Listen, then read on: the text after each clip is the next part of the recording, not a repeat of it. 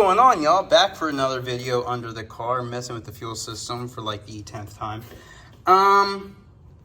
Yeah, here we go. This is my fuel system. So, if you guys don't follow me on Instagram, let me kind of give you a brief synopsis, big word, on what's going on. So, the Supra's been having rough starts for quite some time now. As you guys know, I replaced the battery because the car kept telling me and throwing a fault, having like power management, low power startability, something. My battery must be going dead, so that's when I tested the battery, and the battery only had like 60% life left. Well, that's really low, especially for a BMW. So I replaced the battery. That first start started really well, and that's the start I had on video on my last video with the Supra. And then it was like the next day I started the Supra to go do a log, didn't start.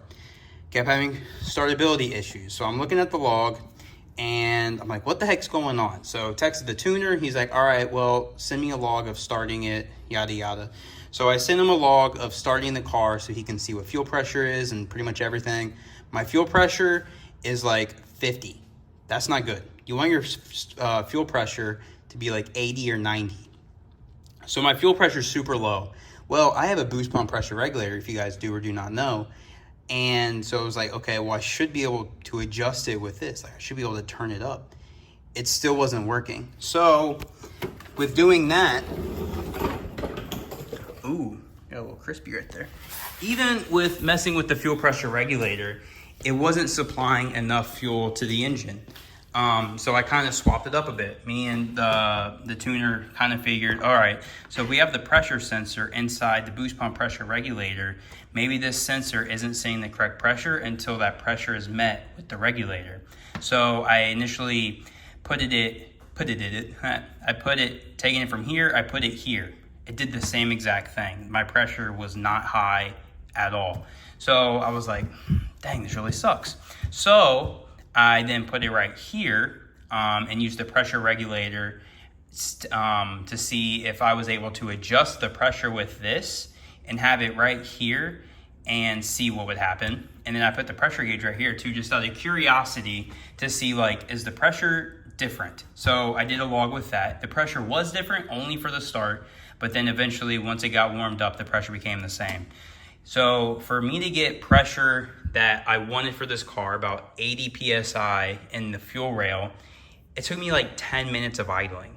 That's like obviously not ideal. So at that point, we're like, something's wrong. Like, this car should be pushing 80 PSI, 90 PSI, like right off the bat.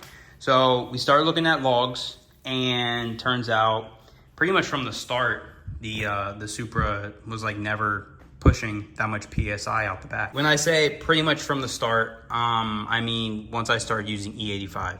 So we're trying to figure out where exactly it all started, if it was when I added the new pump in the rear, because I added the pump and then I had fuel leaks, and then we changed it to a Radium top hat, and then it was like, I just had fuel issues from that very start. So if you guys notice, that's why I've had so many fuel videos, because I'm constantly trying to figure out what's wrong with my fuel system. So now we are at the spot where it's got to be the factory low pressure fuel pump. Like, if you think about it, I'm only pushing 50, 60 PSI when starting and when driving. We do have a log where the aftermarket low pressure fuel pump turned on, and it's like, you can see it. It's like 50, 60, and then it drops to like 30, and then that pump turns on and it's like 90, and it just rides the whole time when I'm in boost. So it just shows, okay, something's wrong with the factory low pressure fuel pump. This is what it looks like. Radium top hat with a brand new low pressure fuel pump in there. Factory low pressure fuel pump. The aux 2, it only has a couple thousand miles, if that.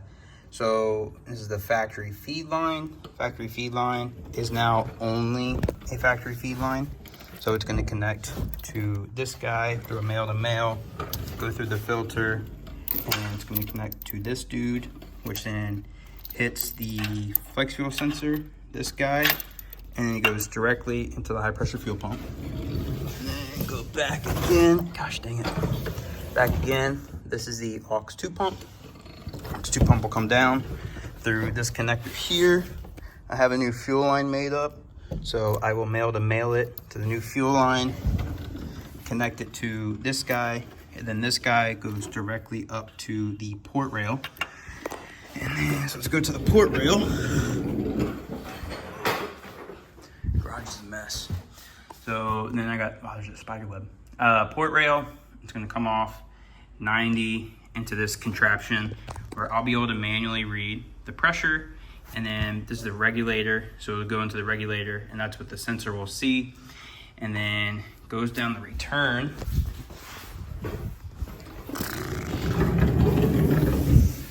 And this is the return line. So it goes through the fuel cooler and then come back, go over the downpipe or the exhaust and drive shaft back into the tank. I don't know what's going on. I'm completely lost for words right now. I completely removed the reflex. So all the sensors are disconnected. You can see like there's some right there. And then these are disconnected here. Stock stuff connected. The stock one's connected.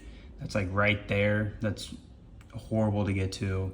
It's been depinned and repinned on the inside. So the whole reflex is out of the picture because I was getting a fault on reflex saying there was a ground short.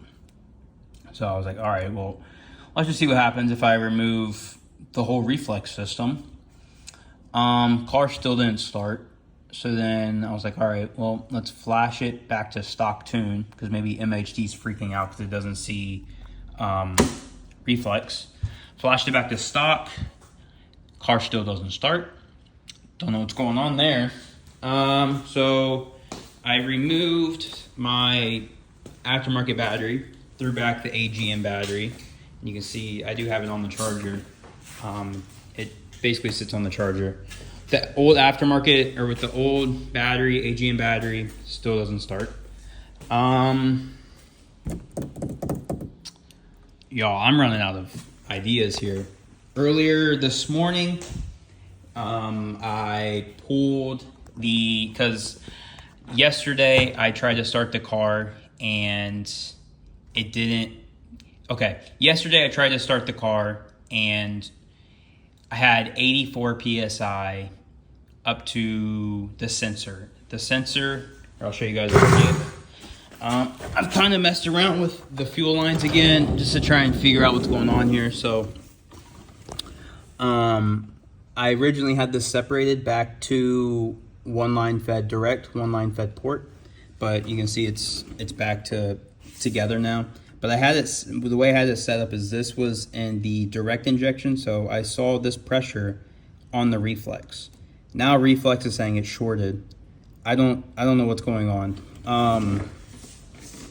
So this is now back into this, but it read 84 PSI when I tried to start it. But the high pressure fuel pump was only putting out like 200 PSI into the rail, like the direct injection rail, which on MHD it says it requires 1,700. So I am 1,500 PSI short.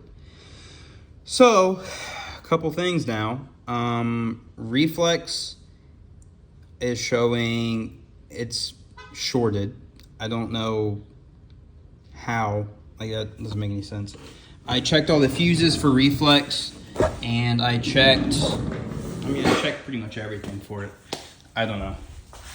Even removed it. So the car doesn't have reflex at the moment. Yo, I'm about to feed it. I don't know what else it could be. The only thing I can think in my head right now. Oh yeah, so back to the thing earlier. I removed the high pressure fuel pump. I removed the line and I removed the hard line and I removed the soft line all the way to the sensor, and I just blew it out just in case there was something in there. I removed this line that goes from the high pressure fuel pump to the rails. Blew that out just in case there was something in there, nothing in it. Removed the high pressure fuel pump. I mean, high pressure fuel pump looked fine. It's mechanicals. Once I put the fuel line separately, it ran perfect for 20 to 30 seconds. I don't know, I wasn't counting. Ran perfect for 20 to 30 seconds, and then it just died. like there was no weird sounds. It wasn't knocking. It just died. So we found something potentially. So there's 3 fuses back here in the back that are for the fuel system. 2 of the 3 are only 5 amp, and the prong looks very crispy on 2 of the 3. So we're thinking maybe somehow something shorted, but it didn't short enough to blow the fuse, but then it shorted just enough. I don't know. So I don't have any 5 amp to replace it with, but I want to put it all back together. So the reflex and all that, and put new fuses in back here. So it's been a few days since the last time I recorded. Car still doesn't start. I've done a few things. Excuse the mess. This is just such a headache right now. I don't even care. So I got a new high pressure fuel pump. I installed that. There's the old one. Installed that. That still didn't fix it.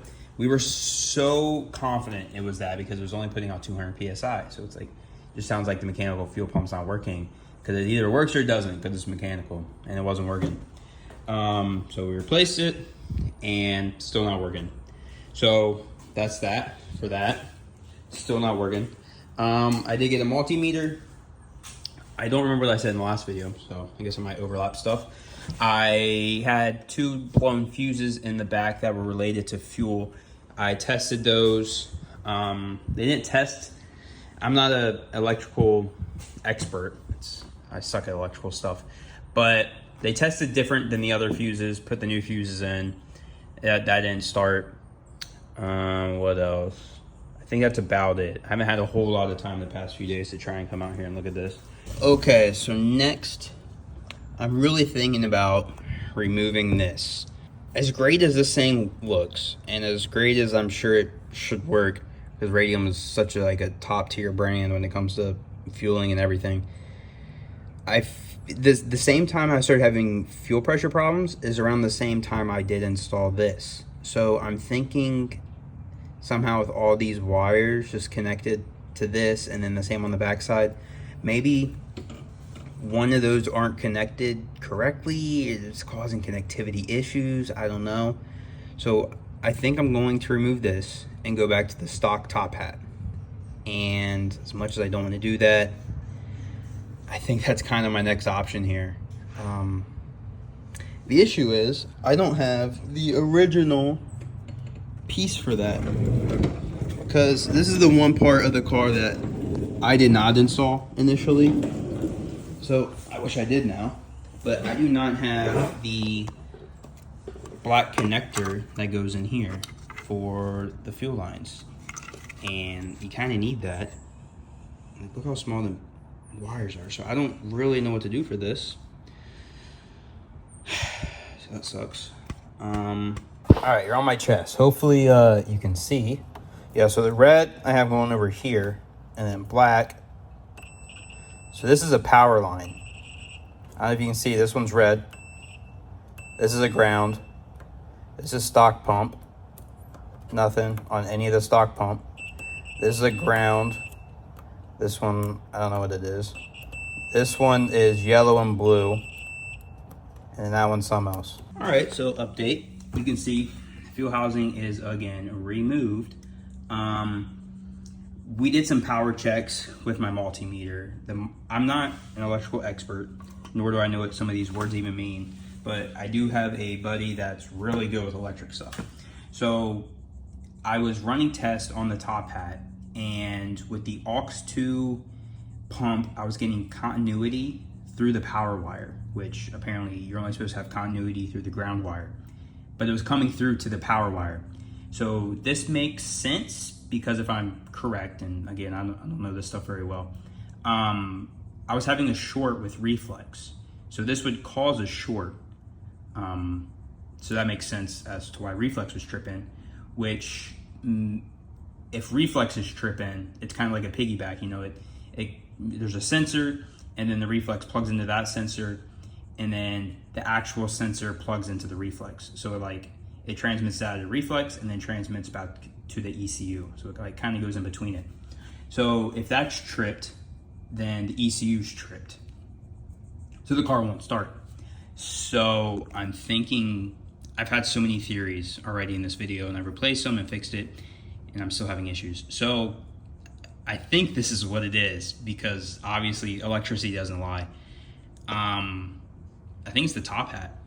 New update, cleaned up a bit, looks significantly better in here. I bought new mesh on Amazon to replace that one. Since I put this hole in it, you can see right here for the pressure regulator, had to replace that, so ordered more of that. Ordered 2 more pumps, so now I have 4 low pressure fuel pump assemblies and 2 high pressure fuel pump assemblies. So if you guys need some low pressure fuel pumps, let me know on your plug. So this one is a, Jesus loud. This one is a PFS kit.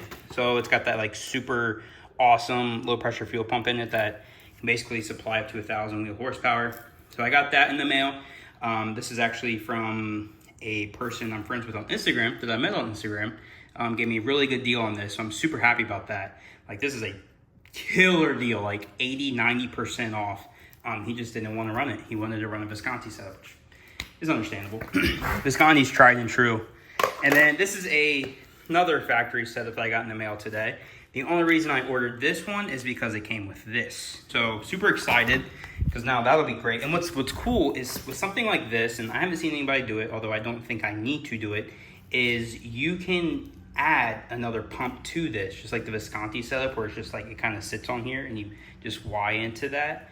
If I ever need more fuel, I can simply add to this one and I have more fuel, where with a Visconti setup, you can't really do that. So then I want to take you over here.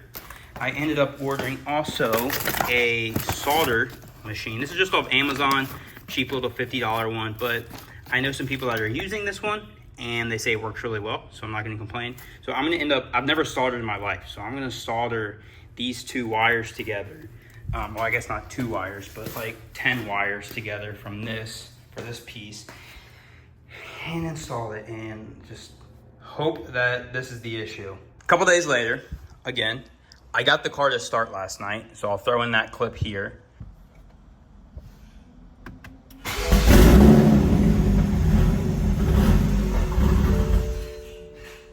I did a couple things to get it to that point to start again.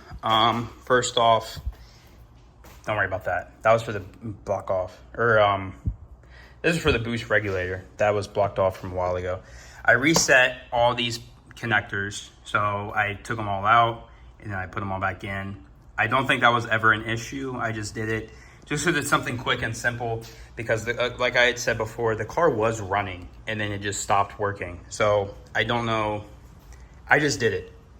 Something else I did is I tried to bleed the system. So what I did for that is I cracked this one just a little bit, and then I cracked this one just a little bit, and then I tried to start the car, which naturally, as you suspect, fuel went everywhere. But I think that helped get some air out of the system. So I did that, and then I uploaded a new tune from Alex at Racebox. After I did all that, and then I also reset this, so I just pulled it out, put it back in, did the same with the boost pump pressure, or I also did that with the high pump. Yeah, did the same thing for that. And the car started. I don't know why or how, but it did. What's crazy is it's still holding 70 PSI, and this was like 13, 14 hours ago. When I had the pass system, so the Radium setup, it wouldn't hold pressure at all. Like, it would just immediately go away. So something is definitely going right now, and I'm loving it. If you see, I put this back on, the velocity stack. I don't think that my intake system was an issue. However, I did install it literally right before I did the engine start, where it stopped working. So just to kind of roll it out, I threw this back on. I have nothing against running one of these. My only worry with this is because of that. So I just went ahead and put this back on just in case. So next up, my ethanol sensor is reading 100%. Obviously that's not correct. There's no way I'm running 100% ethanol when about a week ago it was 82, 83. So I'm gonna put some 93 in this. We're thinking, one, it's reading 100% ethanol. So either my ethanol sensor is glitching out, or there actually is a ton of water in my system. So I'm gonna go fill up my jug full of 93 and fill up the tank. We also want to pull basically this entire harness from where it is right here all the way to the reflex box, just to see if there's any pinched wires or exposed wires, etc. Because I'm still not getting low pressure fuel pump reading from the reflex sensor that is like right there, but on the bottom of the engine, or yeah, I guess the bottom of the engine, bottom of the car. So that's still reading 0. So that's still odd. So we're thinking there's still something wrong with the reflex, which could also be causing the car to start and then die. Whereas like the cam heartbeat and everything, all the other sensors that are plugged in here and there aren't getting proper reading to the ECU, causing the car to shut off because it's not seeing what it's supposed to see. So I'm also going to pull all that today. Yeah, so I figured I'd give you guys an update. This is awesome right here. Like, I love having this because I can straight up see my own pressure. But when I close my hood, you can see where it's lighter right there. It hits that. And you can see right here, it's already kind of taking some paint off. So that kind of sucks. I don't know how to get around that. But I definitely still want to keep that. The garage is super clean. I just went and bought this Craftsman tool chest roll around thing. I got it on sale, actually. I mean, thing's nice. This is emptied out, which is fantastic because I need that here in a couple weeks. So I got everything in there. So now the garage is significantly cleaner. Anyways, this is what we suspect to be the issue. I know we've suspected a lot of things. However, the car does run. It just starts, but then as soon as those RPMs drop, the car's like, okay, we did it. We started. And that's, you know, it's kind of where it's at. But this is what we think is the problem now. So if you guys don't know what this is like the power supply module. This thing goes right here next to your DME. So what this is you can see here, there's like 4 things that are actually filled out. This controls multiple different things. There's relays and fuses in here. Unfortunately, they are not replaceable. It's kind of like you can crack this open, but then it's not worth your time. So the second one here is fuel and air. That's pretty much how it describes it. And we have a feeling that the relay is either broken in there or the fuse is fried. Because everything else, like everything on this car checks out and works fine. For some reason, it just doesn't want to continue driving. So this is pretty much our last hope. This thing I bought one used for like 70 bucks. It'll be here tomorrow. I'll just throw that in, and if that works, fantastic. If it doesn't, then I don't know. Also, I found out that my reflex is good now. For some reason, it no longer says open ground or short ground or whatever. So that's fixed. Everything displays on there as it should. However, I'm having a weird issue now to where my flex fuel sensor is reading 100. Super weird. Obviously, I'm not running 100% ethanol. It was E85 the last time this car was like actually driving. And now it says 100. So I went ahead and put an ethanol sensor on order. They're like 50 bucks on Amazon for the OEM GM part, which is the exact same one you use in this thing. So went ahead and put one of those on order. That should also be here tomorrow. Update time. Woo! Replace the power supply module and the... Wow, I got really dizzy. There it is. Flex fuel sensor. When I did that, car didn't start, but I did notice that my ethanol rating went from 100 to 91. So it made me thinking, I think basically losing that fuel, I lost water because my ethanol rating went from 100 to 91. Like it's not the flex fuel sensor failing. I think there's actually water in the tank. So I started I removed the line, and then I have the battery disconnected. You can see right there, I'm actively doing it.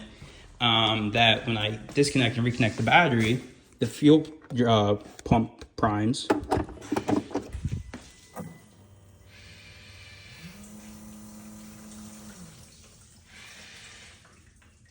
Yeah, so the fuel pump primes, and it pushes fuel out. I disconnect it. So then I did a little test, and I'll put that test on the screen here. All right, you can see the separation right around here. So I filled up this entire thing full of what came out of that bucket there. And all I did was put water from here to here. That's how much water I put in it. But you can see Right there's the line. So as you saw, out of the little fuel that was in that bottle, or like just the little bit amount of fluid that was in that bottle, that's how much water is in my system. And I've already been doing this for probably 2 hours now. And so this almost has me come to believe now that I didn't get E85 from somewhere. I got like straight water from somewhere. And maybe this whole time the car's been starting because I've had bad gas. Gosh, could you imagine I spent all this money and all this time and it was only bad gas? Holy crap, guys, I am lightheaded so bad right now. So I have a, wow, I'm really messed up right now by the smell of this gas.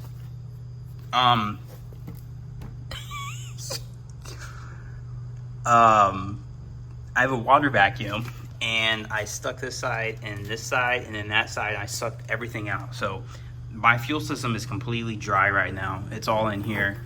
As you can see, there's quite a bit in here.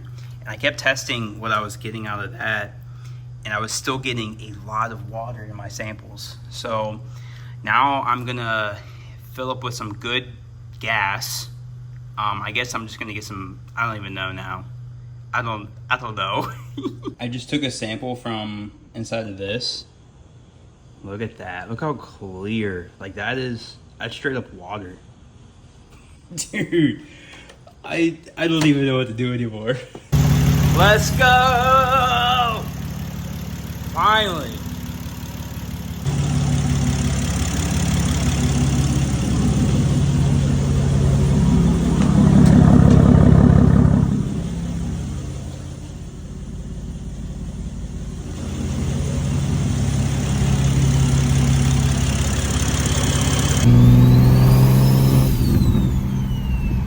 Well, y'all, the car finally runs. This whole time, it was just bad gas, which kills me because I could have saved so much money between replacing the high pressure fuel pump, the low pressure fuel pump, replacing this power supply module, buying the solder kit, buying actually another pump. That's another pump that I had bought just so I can get the wire harness. So I ended up spending probably $1,200 just trying to fix the car, and it was bad gas. So I'm thrilled the car is working, but I'm pretty mad that I was sold such bad gas and I'd spent so much money just to realize it was bad gas. Unfortunately, I'm probably not going to get any of my money back, because something that did come out of this though is my fuel pressure. It is significantly better than what it used to be. With the Radium kit that I had, my fuel pressure low-key kind of sucked. It was never good. I would get like 60 PSI at idle, or 60 or 70 PSI at idle, and then it would drop to like 40 or 50 when I'd be driving, like starting to hit boost, until the second pump would kick on, and then that one would kick on and take over. But like, that is while the car is not even running. When the car's running, it's touching like 90 PSI the entire time. Like it's just sitting there like this, like between 85 and 90. So I should be pretty good. Right now I have like 1/8 of a tank of just 93 in it. So I have a ethanol tester that just came in. I'm gonna 100% be testing my ethanol from here on out, because I ain't doing this crap again. So I got an ethanol tester, so I'm gonna start testing my ethanol before I put it in. And then I'll probably do that tonight. Unfortunately, I was supposed to be getting my transmission built. Actually, it would be done right now. Today's Monday, and I was gonna go this past Saturday and Sunday. So my transmission was not built because the car wanted to be annoying. But I may be getting it built sometime this week. Unfortunately, I'm gonna be going out of the country for a couple months here in like 3 weeks. So car's still not anywhere near completion after 2 years of being big turboed. Love it. So that's gonna be it for this video, and I'll see you guys in the next one.